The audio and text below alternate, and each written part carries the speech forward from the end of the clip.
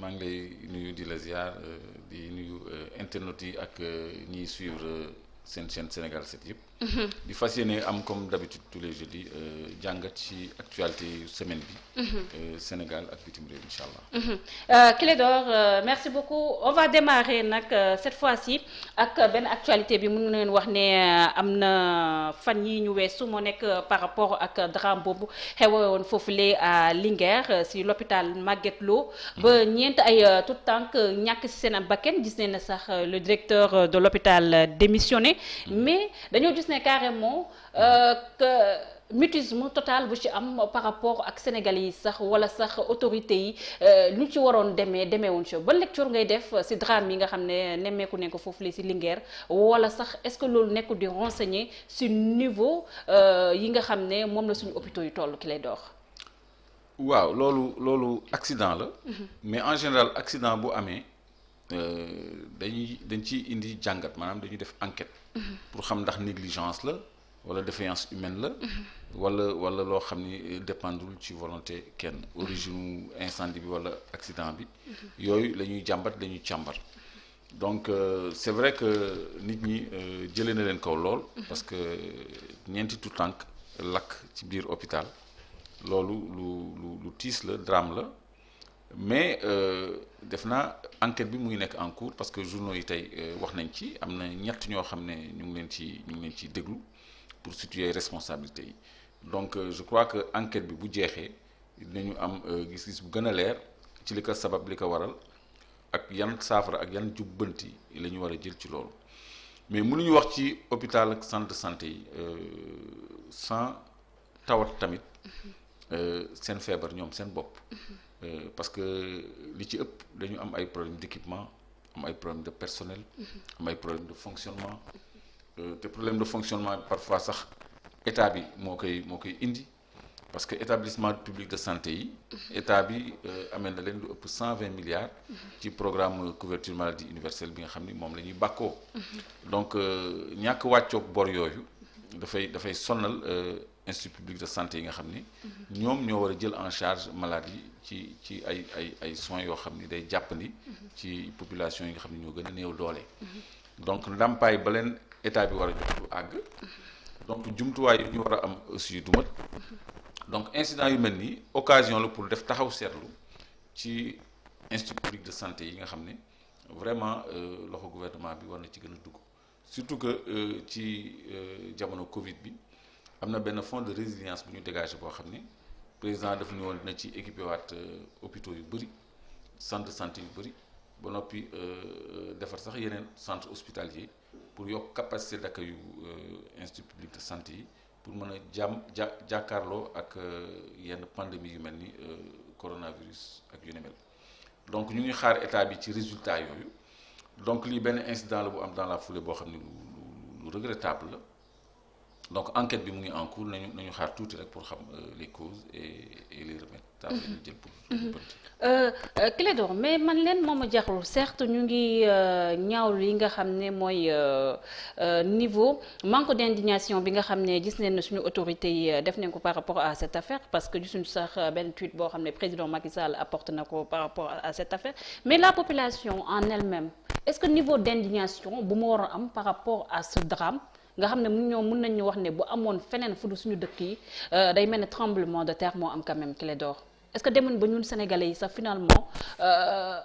suñu manque d'humanisme dafa commencer di feeñ un peu partout suñu ay doxalin ak suñu ay waxin. non ñu bañ ko jàppee manque d'humanisme rek parce que xam nga tout le temps keroog rek y a eu un accident vers Kaolack. boo xam ne y a eu plus de 5 morts.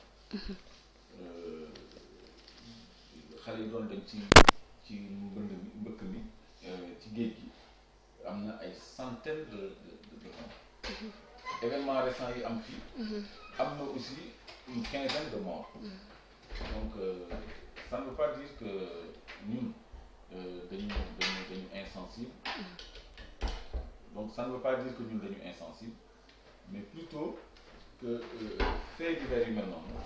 dafay tegaloo ci dëkk dafay tegaloo souvent donc loolu nag bu fekkee ne dafa répétitif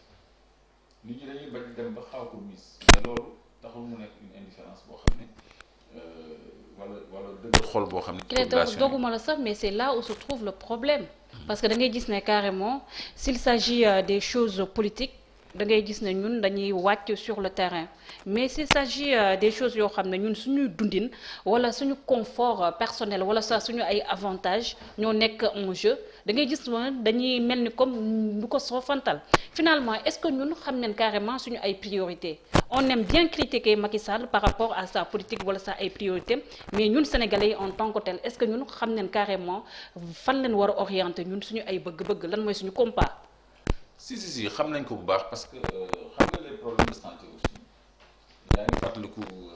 fan yu ñu génn rek le trafic des médicaments là avec les Chinois yi nga xam ne dañu ko tonne de médicaments yoo xam ne jaarul yoon loolu dafa menacer santé publique donc yooyu ay combat la yoo xam ne nit ñi dañ ko war a porter publiquement mais médias yi aussi am nañ ci rôle bu ñu war a jouer parce que waroo contenté wu def benn une nii rek après jàll mais war nañ ci am aussi benn taxawaay tout comme askan wi mais li ëpp ci li ci war mu ngi féetewoo ci côté nguur gi par exemple bu ñu dugalee ay garab yoo xam ne jaarul yoon ñu jël ay sanctions bu fekkee ni incident am na wala problème am na ci benn centre public de santé ba ay nit dee fa ñu def ay enquêtes situer responsabilité yi jël ay mesures ak ay sanctions s'il y a lieu léegi nag loolu est-ce que jar na nit ñi wàcc ci mbedd mi nit ñi ñu ngi doon wàcc ci mbedd mi pour un problème général lié à la santé maanaam structure hospitalière yeeg institut public de santé yi ni ñuy doxee loolu jar na taxawaay jar na tawat te ci cadre boobu def naa personnel de santé bi ñu patriote la ñu syndiqué lañu suiroon ngeen ay ànd gësam doon yàgg déplorer conditions de travail yi ci institut public de santé yi ak rëq-rëq yi fa am yépp donc xëy na yooyu ñu daan yàgg tawat parce que doon nañ def ay plan ba ay 22e plan ànd gësam et ça n'a rien produit chef de l'État recevoir na leen waxtaan ak ñoom mais ba léegi seen ay doléances yu bëri ñu ngi nekk en latence donc loolu combat wu ñëpp la c'est vrai mais ñi ci jiitu mooy syndicat professionnel yi ak presse bi ak effectivement askan bi léegi nag li tax les aspects politiques di gën a jël le dessus problème médiatisation la rek parce que démb rek le front bi def benn conférence de presse pour joxe gis-gisam ci affaire audit fichier électoral bi ñu xëy tey journaux yëpp reprendre ko loolu dafay am ampleur événement yi fi weesu ak manifestation ak yooyu dafa monopoliser presse nationale ak internationale bi parce que ay problème de liberté moo posé wu woon d'une très très grande ampleur donc yooyu ay phénomènes yu exceptionnel la mais terewul ñun ñu am yitte préoccupation ci suñu santé suñu mbéy suñu jàng suñu ay valeurs gis nga la lutte contre l'homosexualité bi nga xam ne dañu bëgg ñu criminaliser ko ñu koy porter ak yeneen yu bëri yoo xam ne soxal na askan bi yoo xam ne bon dina am ay organisations yoo xam ne ñoom ñoo ci gën a fës mais après les gens suivront le 23 bii di ñëw par exemple on va appeler à une grande manifestation autour de la préservation de certaines valeurs pour lutter contre homosexualité yi nga xam ne dañ ko bëgg a légaliser fii petit à petit donc yu mel noonu